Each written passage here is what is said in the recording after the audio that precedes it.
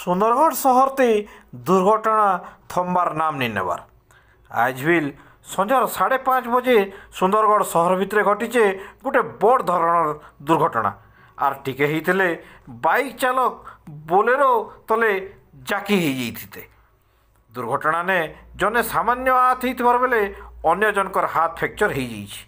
दुई हाथकर भितरे जने हेले सुंदरगढ़ जिला जड़े उदीयमान युव सांबादिक कालो सिंह आर अन्य जड़े बाइकार होइले महांतियापड़ा स्थित सुंदरगढ़ जिला लक्षेघर समाज कार्यकारी सभापति लवणीधर बाग कर डेबरी हाथ फ्रैक्चर हो जाइथिबार बेलके युव सांबादिक सामान्य आहत होइछन। स्थानीय लोक मानकर कहबार हिसाब से बोलेरो गाड़ी नंबर ओडी 15E5160 रंग साइड नु आसिकी बाइक आरोही आर स्कूटी चालक को धक्का दे सेने जाइथिला। बोलेरो चालक मद्यपान करी गाड़ी चलाउथिले बोली स्थानीय लोक माने अभियोग करिछन। आज सुंदरगढ़ ने मुख्यमंत्री गस्त थिबार बेलके हेई पासे थिले टाउन पुलिस।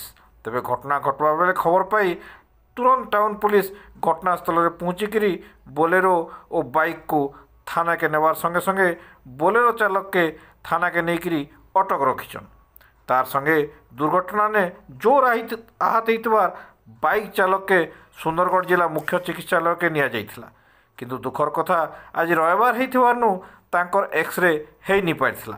शेषके जंत्रणा जोर हेबारनु तांकु गोटे घरोई एक्सरे सेंटर रे खर्चांत हबार के पड़ीथिला।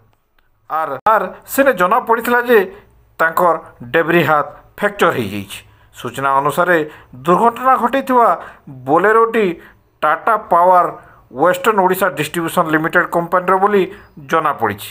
इन प्रश्न उठुचे कि जदि खोद राज्यर मुख्यमंत्री गस्त दिने सुंदरगढ़ सहर भितरे इ प्रकार ड्राइवर मानकर भूल जोगु दुर्घटना घटी पड़ुचे बेले अलगा दिनर कथा किए पचराए।